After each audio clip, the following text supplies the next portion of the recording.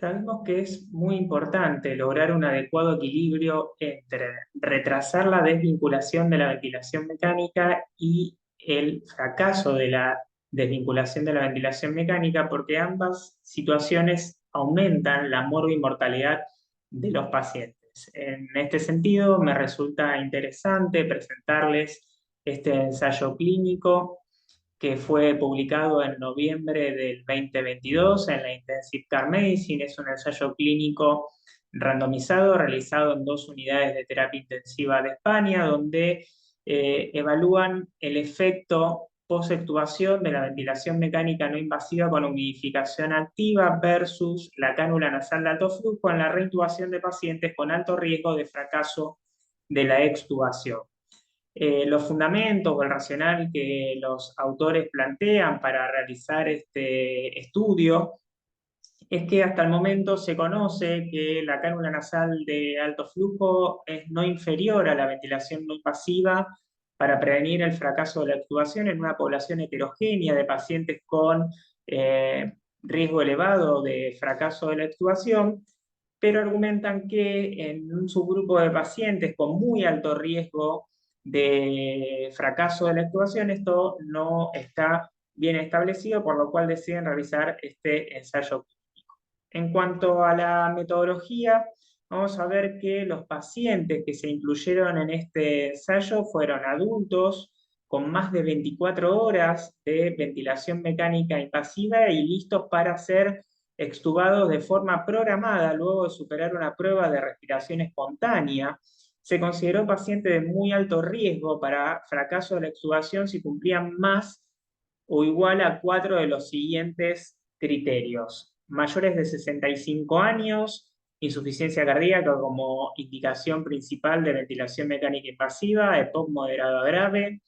Apache 2 mayor a 12 el día de la extubación, un índice de masa corporal mayor a 30, problemas en la permeabilidad de la vía aérea superior, mal manejo de las secreciones, un destete difícil o prolongado, y mayor o igual a dos comorbilidades en función del índice de Charson, y mayor o igual a 7 días de ventilación mecánica invasiva y o una presión arterial de CO2 mayor a 45 milímetros de mercurio durante la prueba de respiración espontánea. Como criterios de exclusión, orden de no reanimar, traqueotomías, menores de 18 años, extubación accidental o autoextubación, órdenes de no reintubar, cualquier contraindicación para ventilación mecánica no invasiva y un índice de masa corporal mayor a 30 con riesgo intermedio, que estos pacientes lo analizaron de forma separada. En cuanto a lo que es el protocolo de Winning utilizado, siguieron los criterios habituales con una detección diaria de aptitud para la prueba de respiración espontánea. La prueba de respiración espontánea se realizó con soporte de 7 centímetros de agua y PIP de 0 durante 30 minutos, evaluando los criterios estándares para fracaso de la prueba de respiración espontánea, y en el caso de aquellos pacientes que superaban la prueba de respiración espontánea, retomaban el seteo previo a la prueba para darle descanso al paciente, al mismo tiempo que iban evaluando la permeabilidad de la vía aérea, la movilización y el manejo de las secreciones para ver si el paciente era capaz de proteger la vía aérea. Y la prueba de respiración superada con una reconexión, como decía recién, durante una hora para descanso y evaluar la permeabilidad. En cuanto a la randomización, los pacientes que superaron la prueba de respiración espontánea y fueron extubados se aleatorizaron para recibir ventilación mecánica no invasiva con humidificación activa o cánula nasal de alto flujo por 48 horas mediante una asignación oculta y proporción de asignación 1 a 1 con un generador de números aleatorios, es decir, una aleatorización simple. Respecto a la intervención, tenemos dos grupos: el grupo cánula nasal de alto flujo, en los cuales se comenzó con 10 litros por minuto, incrementando 5 litros por minuto hasta que el paciente experimente molestias o hasta alcanzar los 60 litros por minuto, y en este grupo no se permitió la ventilación mecánica no invasiva de rescate, y el grupo BNI con humidificación activa utilizando BiPAP con una máscara facial Las presiones se ajustaron para lograr una frecuencia respiratoria menor a 26, un volumen corriente exhalado de 6 a 8 mililitros kilogramo peso, buscando lograr un intercambio gaseoso adecuado, una saturación mayor a 92% y un pH de 7,35, y no se permitió el uso de sedantes por intolerancia en este grupo. De esta manera quedó la distribución, perdón, el flujograma del estudio. Se terminaron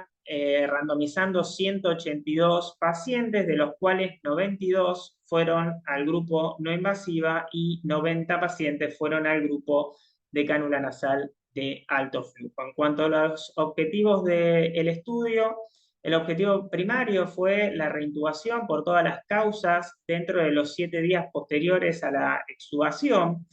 y los objetivos secundarios fueron la insuficiencia respiratoria dentro de los 7 días posteriores a la extubación, la neumonía asociada a la ventilación mecánica, la sepsis o falla multiorgánica, la estadía en la UCI hospitalaria, mortalidad en UCI hospitalaria y motivos del fracaso del tratamiento asignado. Vamos ahora a ver los resultados de este estudio. En cuanto a las características basales de los pacientes, podemos ver que el promedio de edad fue muy similar entre los grupos. En cuanto a las comorbilidades, vemos que en el grupo BNI hubo más pacientes en relación a lo que es el grupo cánula nasal de alto flujo con enfermedades cardíacas y EPOC, pero no hubo grandes diferencias en el resto de las características basales y en función de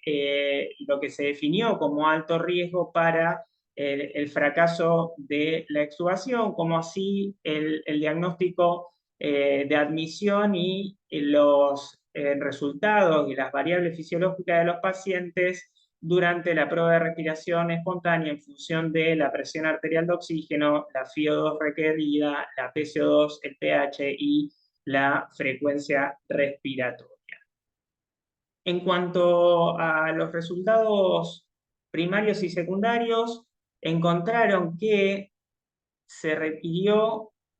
la reintubación en mayor cantidad de pacientes de forma estadísticamente significativa en el grupo cánula nasal de alto flujo. Vemos que el 38% de los pacientes con cánula nasal de alto flujo requirió ser reintubado, mientras que el 22% de los pacientes con BNI requirió la reintubación. En cuanto a la estadía hospitalaria y la estadía en la UCI, resultó ser menor también en el grupo de ventilación mecánica no invasiva, y en cuanto a lo que es la mortalidad en la UCI y la mortalidad hospitalaria, hubo una tendencia a mayor mortalidad en los pacientes del grupo BNI sin diferencias estadísticamente significativas, y como vemos el tiempo a la reintubación tampoco difirió entre los dos grupos. Y en este sentido hay que hacer una distinción que solamente en el grupo de cánula nasal de alto flujo hubo 9 pacientes que requirieron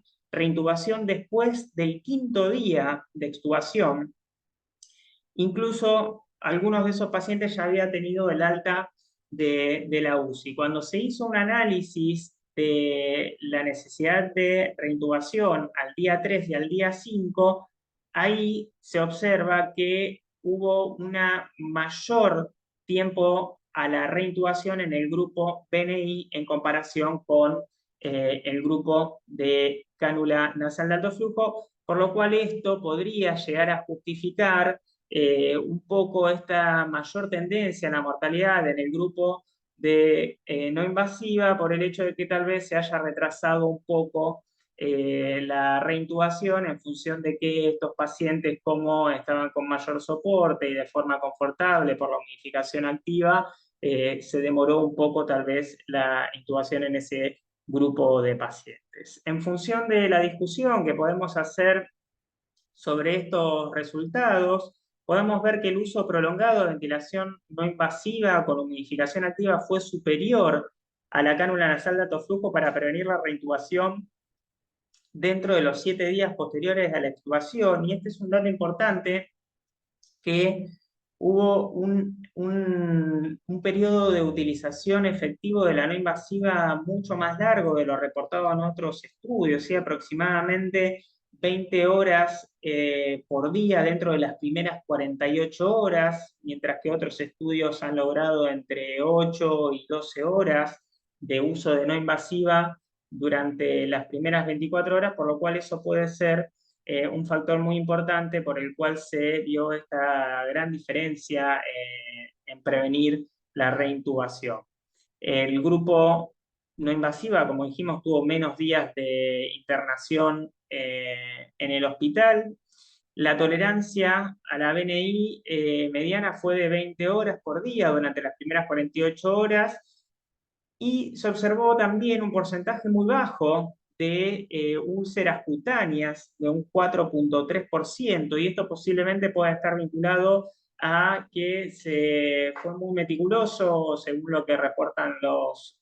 autores y los investigadores de este trabajo, a la hora de seleccionar la interfaz adecuada, la temperatura adecuada del humidificador, lo cual esto puede llevar a que los pacientes hayan logrado esta gran tolerancia a la máscara. El tiempo de la reintubación fue similar entre los dos grupos, como mencionábamos antes, 27 horas a la reintubación, y 9 pacientes en el grupo cánula nasal de alto flujo requirió reintubación después de 5 días. Cuando se estudia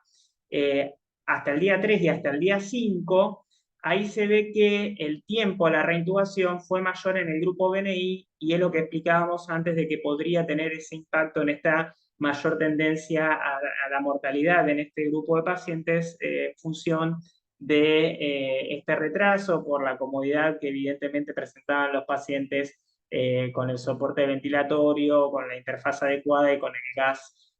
adecuadamente acondicionado. La reintubación, la edad, la hipercapnia al final de la prueba de respiración espontánea y la obesidad se asociaron significativamente con la mortalidad, resaltando nuevamente la importancia de prevenir, evitar la reintubación en los pacientes y también al mismo tiempo evitar retrasar la reintubación en aquellos pacientes que necesitan ser reintubados. En cuanto a las conclusiones finales, podemos decir que en pacientes adultos en estado crítico con un riesgo muy alto de fracaso de la extubación, que se sometieron a una extubación planificada, la ventilación no invasiva con humidificación activa fue superior a la cánula nasal de alto flujo para prevenir la reintubación. La mejora del confort debido a los gases al acondicionamiento de los gases en la ventilación no invasiva podría aumentar el riesgo de retrasar la reintubación en pacientes que la necesitan. Bueno, muchas gracias por su atención. Mi nombre es Gabriel Muso, soy kinesiólogo especialista en cuidados críticos de la ciudad de Rosario, Argentina. Espero que les haya resultado de utilidad esta presentación. Les dejo un gran saludo a todos y agradezco a las autoridades de Solacur por invitarme a participar de estas jornadas. Muchas gracias.